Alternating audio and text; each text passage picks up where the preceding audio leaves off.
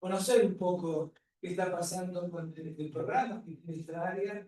Ustedes saben, es único del CONICET, es una innovación que hizo el CONICET, de tener en su estructura general un área, que es el área china en ciencias sociales, China-Asia, y a su vez un programa específico, dado por el directorio, llevado adelante, que se decidió que justamente sea el centro donde está Daniel y Karina Santa Fe, que coordine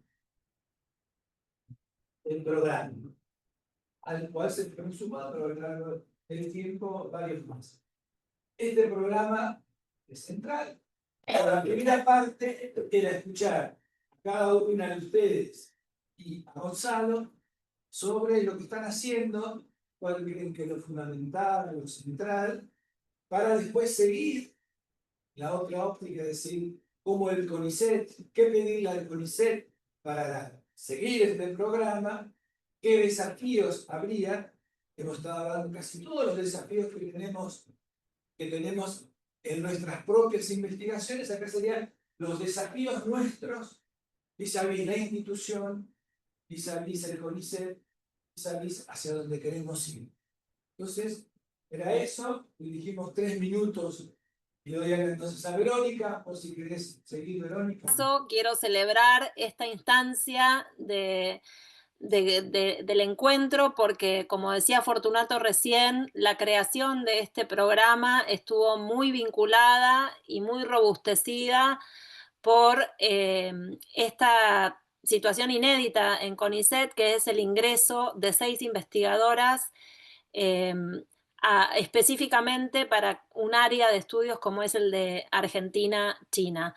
Así que estoy muy contenta de que esta instancia esté ocurriendo.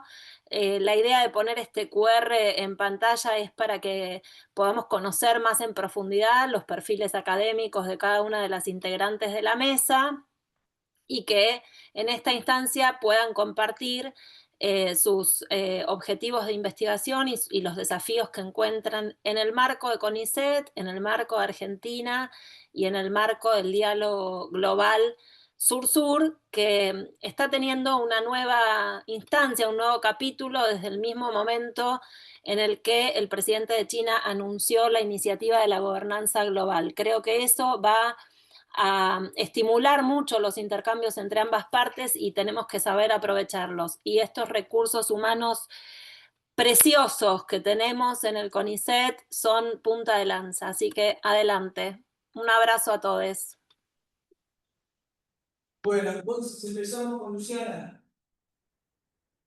Bueno, trato de amandarme a esta propuesta de panel que me parece innovadora, no la conocía, trato de ajustarme a lo requerido, con ciertos reparos, digamos, en términos de,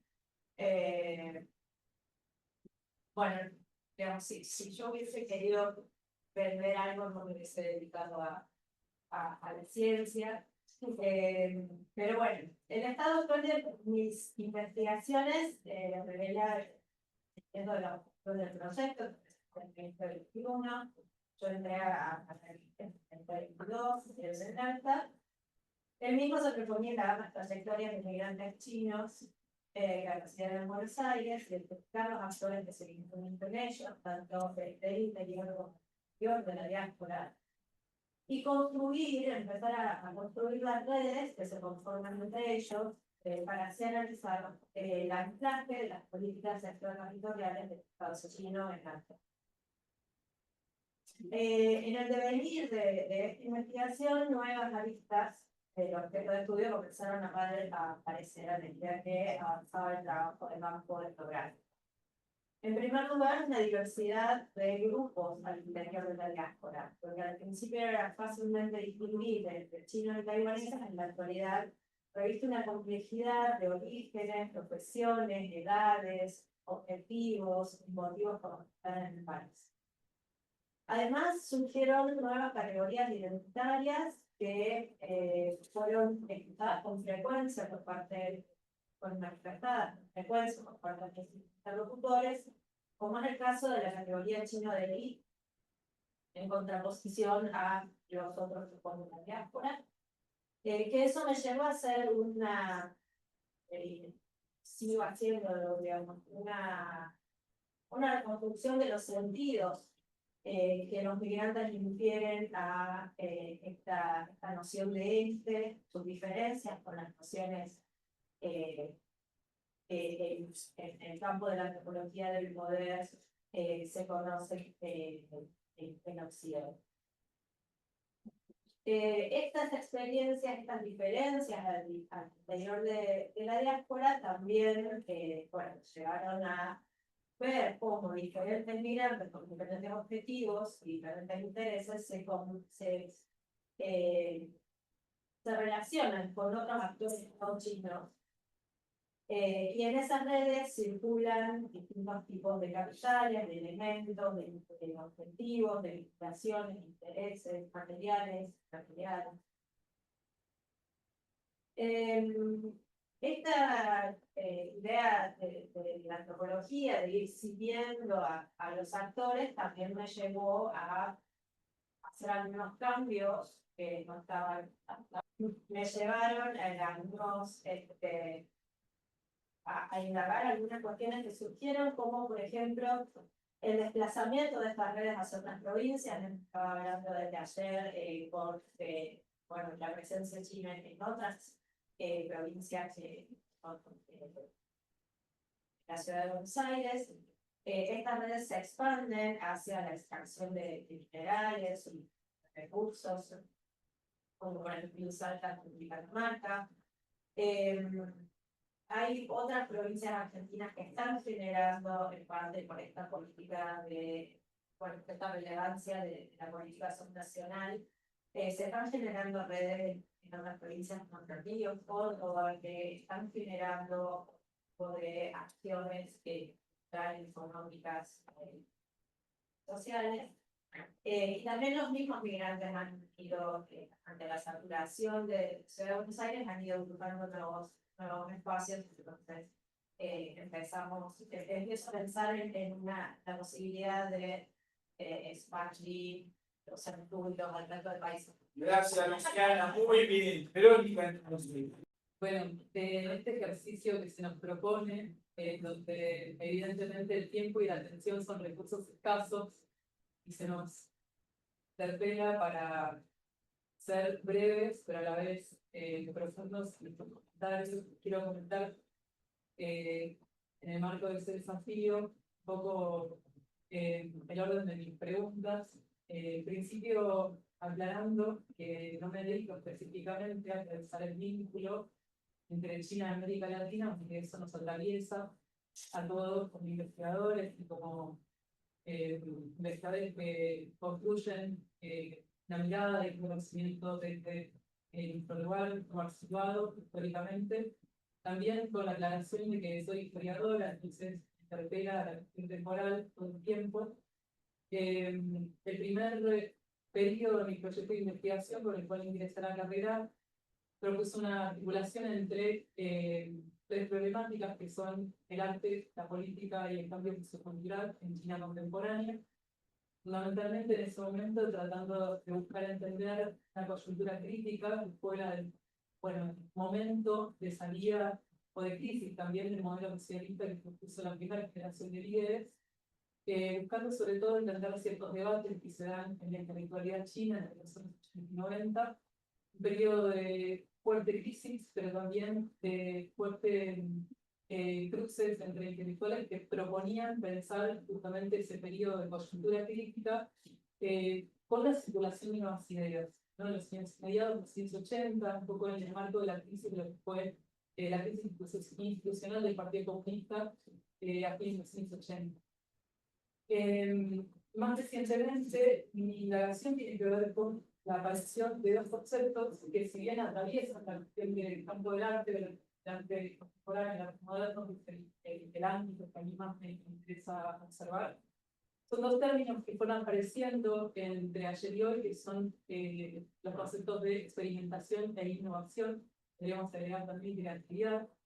Pero en mi caso particularmente yo lo vengo trabajando en el marco del surgimiento del arte de vanguardia en los años 20 y 30 y en los años 80 y 90, dos momentos históricos de una coyuntura crítica para China por la emergencia de nuevas influencias provenientes del extranjero, pero también a partir de ciertas resonancias teóricas que surgen también entre la intelectualidad y particularmente en el arte para repensarse a sí mismos.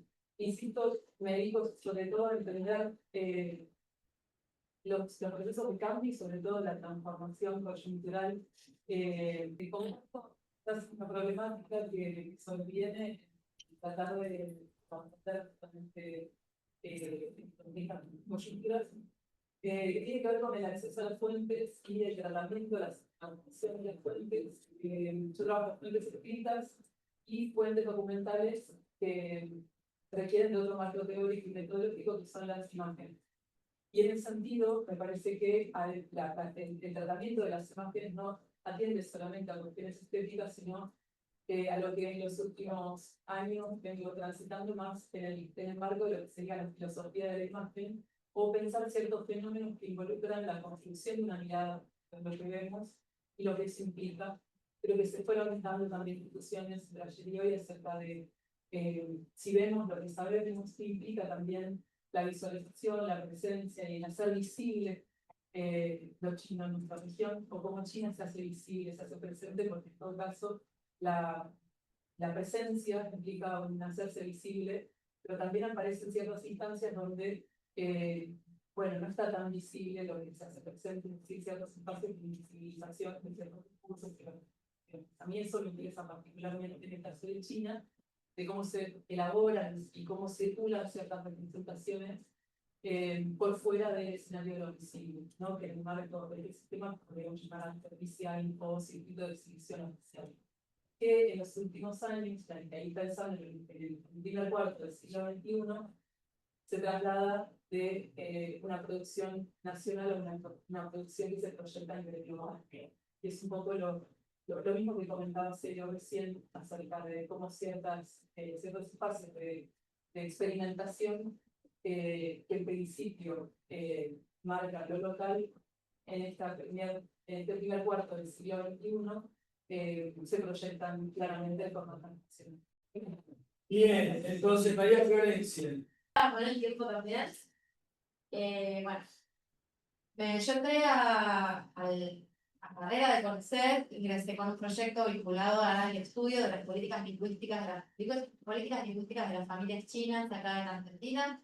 Yo soy lingüista y mi tesis de doctorado también fue vinculada a las políticas no familiares, sino a las políticas lingüísticas que tanto el Estado del gobierno de la Ciudad de Buenos Aires, el Estado de la China y las comunidades migrantes chinas desarrollaron para el aprendizaje del chino por parte de descendientes de migrantes. Fue mi tema de doctorado.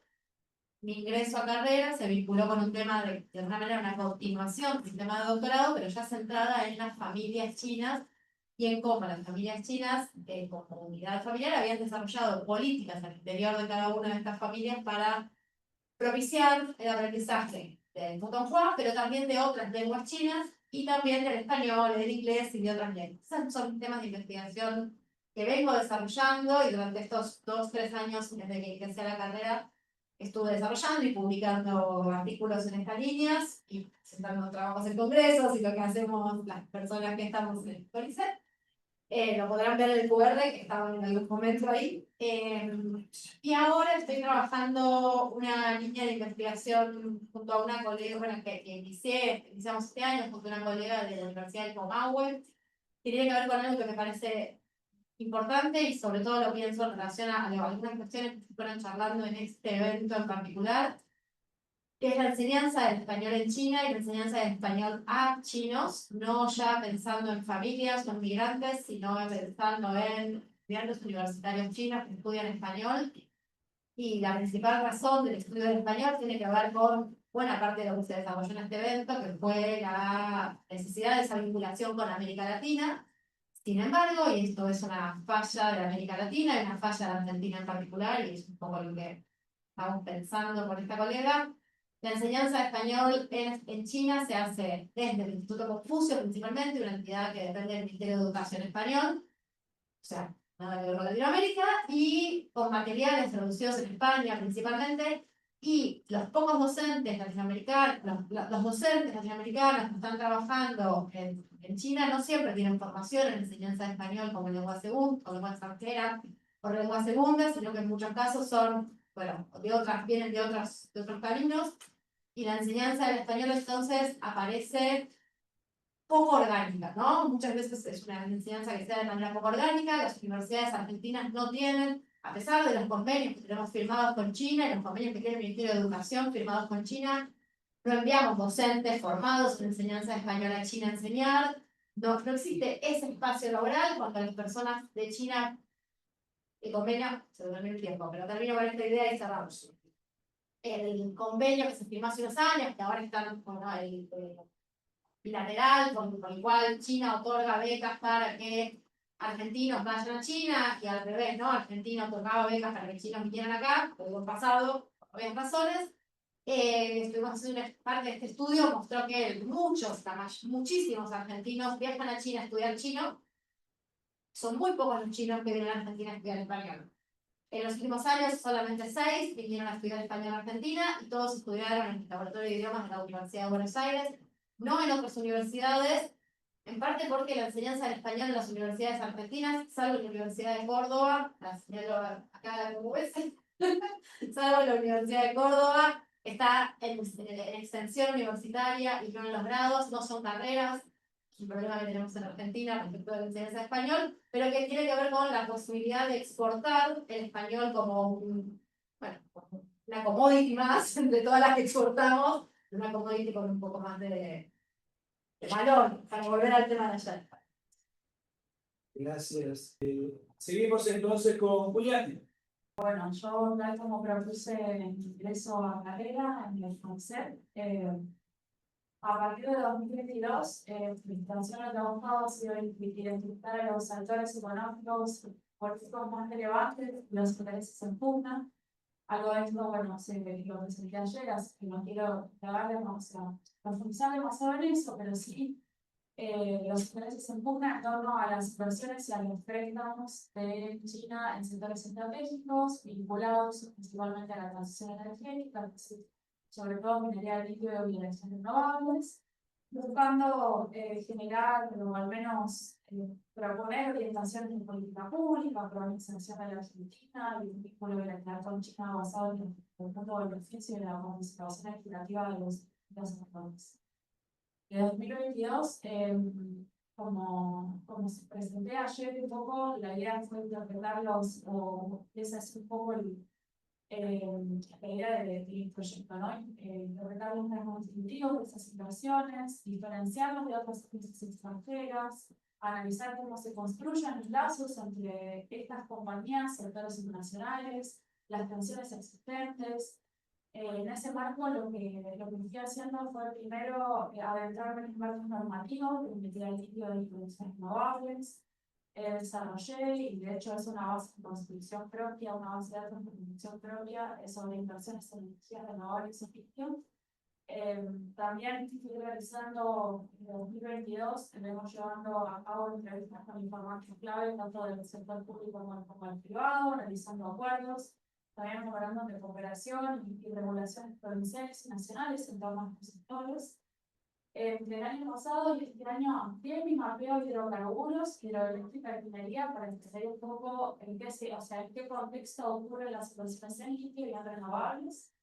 Incorporé mi análisis también temáticas vinculadas con la gobernanza ambiental y social, entrevistando a actores incluso perjudicados o que entienden que la presencia china puede llegar a ser conflictiva, y tratar de diferenciarla con la presencia de otras empresas.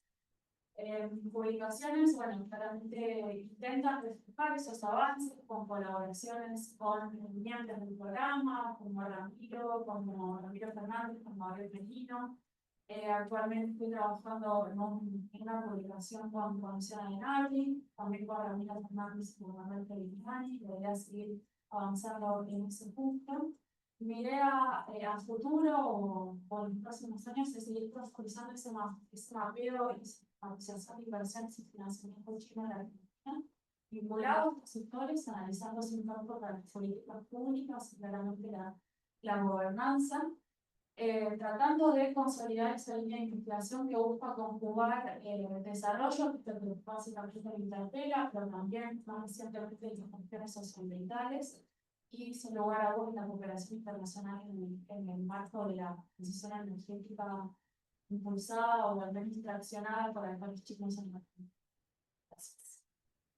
Hola, gracias Juliana. Seguimos con Estela. Bueno, muy buenos días. Yo también un poco para compartirles y para empezar un poco de presentación del día de ayer, contarles que ingreso al programa de ingreso a carrera, planteé un proyecto en el que se abordara, bueno, casi en la misma línea de investigación que Juli, pero con una perspectiva, con un enfoque diferente, abordar en el rol de las unidades subnacionales como actores internacionales en la agenda china, particularmente en renovables, litio. Esto tiene como una background anterior de formación doctoral en que me enfoqué justamente en analizar la capacidad de actos, ¿no?, de los actores subnacionales, particularmente de colegios locales. En mi etapa doctoral hice un estudio de la condición de doble periferia en Argentina, en Bolivia y en Chile, analizando cómo era la inserción internacional de esas unidades de doble periferia en estos países. Y eso me llevó en mi etapa de beca postdoctoral a adaptar el caso chino, ya particularmente en la relación con lo que eran las inversiones en las provincias argentinas en energía renovable primero y después surgió. Y la subnacional me abrió muchas puertas y a la vez muchos desafíos, ¿no? Algunos de los cuales creo que los hemos compartido entre todos el día de ayer, los primeros que tienen que ver con la capacidad de los gobiernos locales como actores internacionales, ¿no? ¿Cuál es la capacidad real que tienen, cuáles son los márgenes de maniobra, tanto en términos normativos como en la práctica? También el desarrollo de capacidades institucionales para la inversión nacional, ¿no? Eso nos llevó también a poder pensar en cuáles son los desafíos de la articulación nivel, no solo pensando en el litio y pensando en renovables, sino también en términos de política exterior, ¿no? Estamos en un estado federal. Pensar si la voz de la política exterior de Argentina es una sola o si realmente hay procesos que nos permitan hablar de que las voces locales son incorporadas a esa planificación y ejecución de la política. Eso por un lado. También durante los últimos meses, el último año particularmente, uno de los desafíos que fui contando en el proceso de desarrollo del proyecto fue, bueno, cómo impactan en la agenda que la experiencia con China los cambios de signo político a nivel nacional, ¿no? Y cómo el subnacional quizás puede aparecer ahí como una estrategia para sobrellevar los vaivenes a nivel de vínculo estatal, ¿no?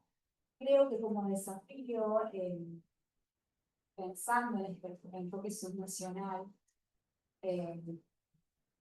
creo que por ahí lo próximo a trabajar es pensar en poder avanzar sobre la realización, ¿no? Hay todavía muy poco avance en eso, particularmente el enfoque teórico que estudio o que utilizo para mis investigaciones tienen que ver con la paradiplomacia y el enfoque de la internacionalización territorial, que es un campo que está total en el desarrollo donde siquiera en muchos casos se debate incluso la terminología, ¿no? Entonces creo que para unir los desafíos, pensando no solo en temas específicos, sino también ya más en términos generales, es avanzar con las acciones.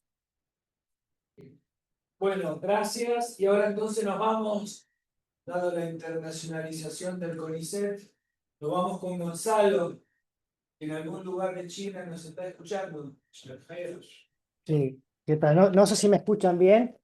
Estoy en Perfecto. Hangzhou. Perfecto. Buenísimo, buenísimo. ¿Dónde Bueno, nada, estás? felicitarlos por perdón. ¿Dónde estás? Ahora estoy acá en SISU, en Chechán International Studies University. Estoy acá al lado, estoy alquilando un departamento, estoy como profesor experto.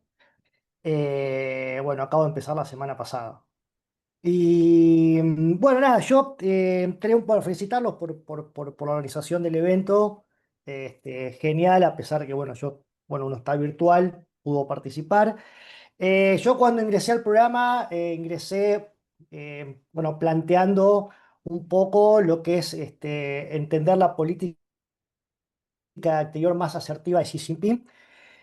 ¿Por qué digo más asertiva? Porque claramente, si bien a partir de 2008 China ya empieza a jugar ya con Hu Jintao más fuerte en el terreno internacional, es Xi Jinping en el 2013 quien empieza bueno, a lanzar iniciativas como la Franja y la Ruta, el Banco de Desarrollo, los BRICS. Entonces, bueno, hay una clara idea de política exterior de Xi Jinping de pisar más fuerte en el escenario internacional, pero yo lo que encuentro acá son tres elementos que me hacen, digamos, que como disparadores para entender un poco el juego de China en el concierto internacional, que por lo que yo veo se está comportando cada vez más como potencia.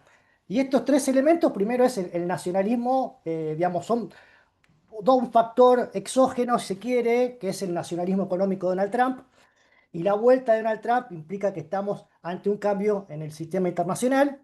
Primero, el nacionalismo económico de Donald Trump, porque bueno, eso reconfigura la globalización que a partir de 1978, 79, 80 le fue tan beneficiosa a China, bueno, hoy por hoy esa globalización, ese orden internacional está cambiando. Entonces, bueno, obviamente eso produce cambios en las estructuras y a la hora hacia el interior del gobierno chino, a la hora de pensar la política exterior. El nacionalismo de Trump, el COVID, eso cambió mucho, un poco el paradigma de cómo es visto China y generó también, sobre todo en Europa y en Estados Unidos, cierta reacción y acá se devolvió esa reacción con los Wolf Warrior Diplomacy, digamos, con diplomáticos que empezaron a tener una retórica mucho más agresiva y, por supuesto, lo que fue la necesidad de Xi Jinping de consolidar el poder. Son tres elementos recientes del 2017 acá, estos 8 años, que marcaron, no sé si quiero decir un giro en la política exterior, pero sí, de alguna manera, otra postura en el concierto internacional. Como le decía, China se está comportando cada vez más como potencia. Esto es un hecho, está liderando, si bien la retórica de China es no presentarse como potencia, indudablemente tiene actitudes de potencia, lidera lo que es este sur global. Este, entonces, bueno, si bien, insisto, China tiene un objetivo claro, que todo se supedita a ese objetivo, que es el desarrollo económico, inclusive la política exterior, insisto, tiene, a la hora de comportarse y vincularse con los países del sur global, insisto, se comporta como potencia, pero tiene una doble retórica, una doble identidad. Muchos autores acá en China, autores chinos, entienden que hay una doble identidad o identidad dual en China, porque es un país todavía en vía de desarrollo, con problemáticas en vía de desarrollo, pero al mismo tiempo es una potencia que lidera junto a los Estados Unidos y le disputa poder a los Estados Unidos. Entonces, ¿cómo el resto, el sur global, cómo Argentina se para o puede vincularse con una potencia que tiene esta doble identidad? O sea, no nos olvidemos que China representa el 30% de la producción industrial mundial. Bueno, hay que replantearse en ese contexto los nuevos vínculos de centro-periférica. Y acá, en esta reconfiguración de la política exterior china, hay toda una construcción de una arquitectura global, y el caso más claro es la Franja y la Ruta. Bueno, uno cuando empieza a hablar de la Franja y la Ruta, hay muchas ideas, bueno, qué es lo que se puede uno beneficiar de la Franja y la Ruta, pero bueno, hasta ahora yo lo que vengo viendo dentro de lo que es la Franja y la Ruta para América Latina, no hablo del resto del sur global, veo que no cambió nada. Digamos, el patrón inversor que encontramos en América Latina sigue siendo el mismo que antes de ser miembro o no miembro de la Franja y la Ruta. Y de hecho, países que no son miembros de la Franja y la Ruta, como Brasil y México, reciben aún más inversiones que países que son miembros de la franja y la ruta. Entonces, bueno, en esta nueva arquitectura global, en este posicionamiento de China como potencia y en esta doble identidad, queda poco margen a los países como Argentina en la competencia global para vincularse con China. Perdón, no sé si... Bueno, Verónica, qué hermano, escuchamos. No, no tengo mucho más para decir, Fortunato. Quiero agradecerle a las compañeras que, aún conociendo la limitación de tiempos que teníamos para incluir esta mesa en el tramo final del encuentro que organizó el programa, accedieron a sentarse allí y compartir la, insisto, valiosa tarea que están llevando adelante, porque desde mi punto de vista, estas 6 investigadoras que ingresaron al programa expresamente para alimentar la formación de recursos humanos en relación a China y CONICET son la columna vertebral de este programa, que espero pronto y en otro contexto pueda tener más ingresos de becarios y de más investigadores. Muchas gracias.